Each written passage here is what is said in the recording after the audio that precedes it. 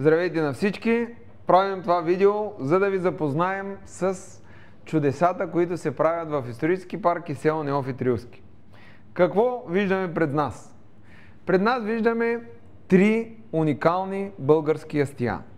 Това са български баници, които са направени по много сложна технология. Защо казвам сложна технология?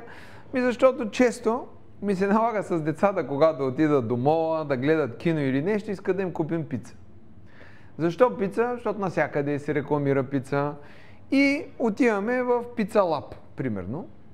Мисля, че така се казваше. Бързо правят едни блата, слагат отгоре различни съставки. Не са евтини пиците.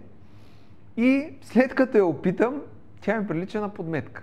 Да не говорим, че когато изтини и пицата тотално не блъска на нищо. Но в България има много повече пицарии, отколкото баничарници, но не баничарниците, които са с, така да кажем, едно тесто, в което си пъхнал малко сирене и си го кръстил баница, защото това по-скоро е бухта.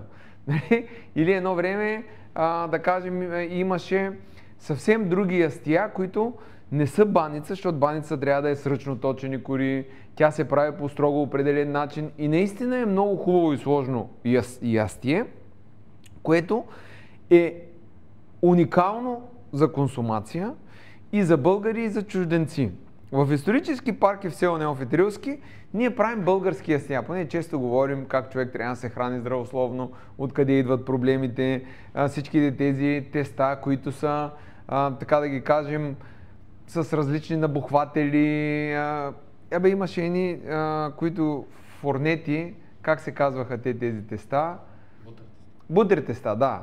И тези бутер теста, те в стомаха ти стават като нещо клисаво, което ти затлачва храносмилането и не са толкова вкусни. Те са идентични като вкус, както и да ги направят. Докато тези баници, които са традиционно български, те наистина са много трудни за производство. Трябва специален ситничар, който само ръчно точи корите, прави ги и са в различни рецепти. Те са 100 пъти по-здравословни от всичко останало, което има на пазара. Много са вкусни, разнообразни и са български. За българи и чужденци те ще направят една асоциация с нещо, което наистина го има в България, което си е българско, а не с нещо, което, примерно в България, как може на някой да дадем пица?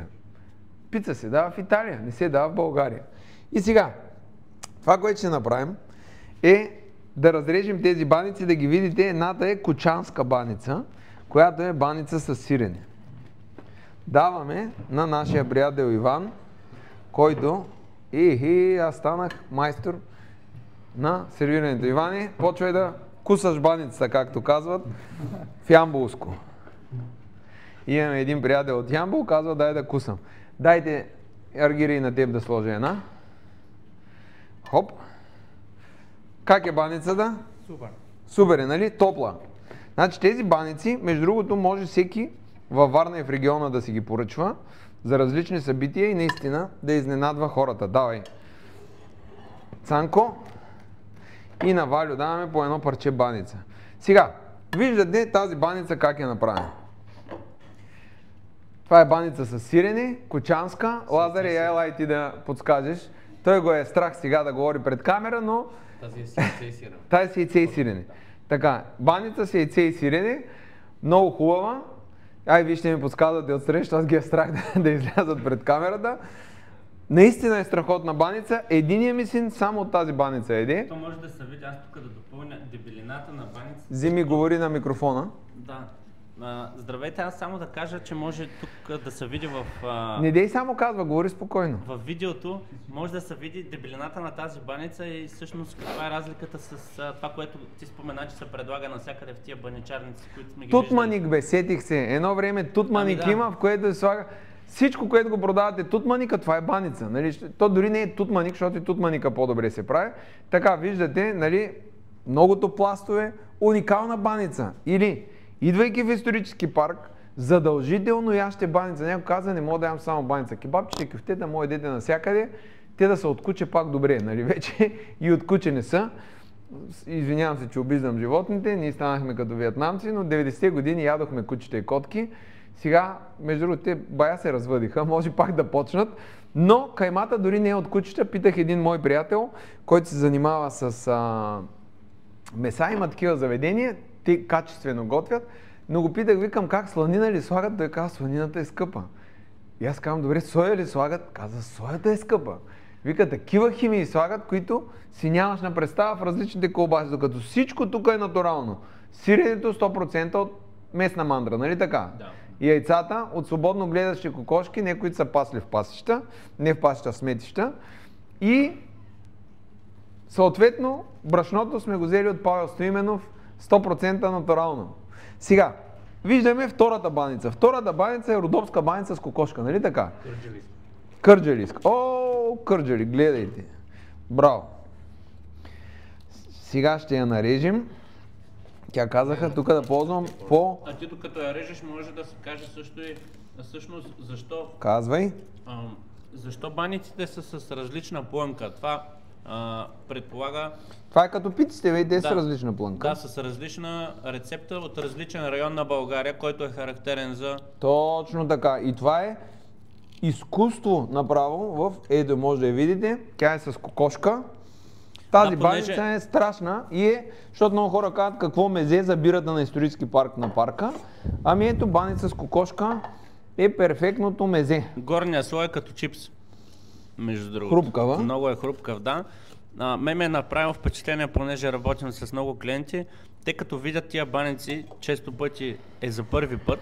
И за тях това нещо е много екзотично. Те са свикнали да приемат баницата точно по начина, по който е разпространен в момента навсякъде. Те тънките банички, които се продават с И аз мога да отида в Hell Kitchen, нали? 100%. И да спечелиш точно с тази баница. Точно с тази баница, да. Но някой друг ще я наготви, не аз. Ето, те това няма да го излъчат. да покажем чипса. Разруши ми се малко имиджа. Тя има специфика. Оп, така, видяхте тази баница. Да. Ето Иван най-много еде, защото той е най-млад. Спортист, да. И тренира. Така, видяхте. Втората баница с сирене, с кърджалийска, с кокошка. Уникална баница, уникално ястие, което нито в Гърция може да отидете да го опитате, нито може да го опитате в Турция, само в Кърджали в исторически парк. И отиваме на третата баница, която ми е любима. За хората, които ядат сладко, ще кажа защо ми е любима. Аз шоколада не мога да го ям, той ми накъртва. Докато тази баница, тя е страхотна, защото прекрасна. Хайде ще кажем да не използваме думата страх. Така. Тя е с вишна. Много балансиран вкус. В никакъв случай не ти накъртва като шоколада. А нещо, което можеш да си хапнеш и да се почувстваш добре. Това е баница с вишна. Наистина е брутална. Просто, пак казвам, и вие да опитате. И във Варненска област може да си поръчвате за събития. Но ние имаме колко вида баници? Над 10, които всичките са различни, уникални баници, спиращи дъха. И някой като каже само баници, вижте, вие сте истински облагодетелствани. Когато можете да ядете наистина нещо, което не може да го ядете всеки ден, нещо, което не се предлага навсякъде, и нещо, което наистина е направено с уникални вкусови качества, понеже българската кухня е много богата. По това може да се види, че една култура е стара, защото ние имаме 10 баници от 100 и повече, които има в България. Толкова за сега можем да покажем. И нека предприеме една кампания. Вместо калцоне и всякакви други птици, маргарита и какви са там най-различни, да направим модерни баниците в България. Исторически парк е ръководител в тази област. Ето, идва Иван Марски, сега ще го снимаме и него, да опита да каже за нашите баници. Той, между другото, е много чувствителен на вкус. Но ние може да направим баниците прочути в България и в целия свят, и както има верига пицарии, ние ще направим верига баничарници. Във всички държави ще тръгнем от тук, ще впечатлим хората, търсим хора, с които да дистрибутираме всичко това нещо красиво, което го правим прекрасно. И той обаче не влезе Иван Марски. Приключваме с това, каним ви в исторически парк. Опитайте баниците. Елате да не сте се хапвали. 3 дена пазите диета. Идвате, хапвате, пълните стомаха от 10 различни баници и почваме да поръчваме и на събития да разпространяваме българските ястия. Ела, Иване, само да кажеш нещо, че другите ги е страх. Ела, седни за малко. Това е кръстника на село Неофит Рилски. Заповядайте, господин Марски. Капо ди тути ди капи, нали, където е на италиански. И виж какво говорим на хората сега. Дай микрофона. Ние не говорим за пиците, а за баниците. Кое е по-хубаво от пиците и от нашите баници, които добре? Да говорим, пиците са в Италия, пици. И те са за бедните хора. Това е за истинските мафиоти, нали така? Точно така. Кажи сега, ти си прецизен човек, който уважаваш вкуса. И когато нещо не е добро, си го казваш. Какво е качеството на тези баници? Сега, видимо, хубаво е качество, но докато не пробвам, не мога да кажа нищо. Ето, това е дума.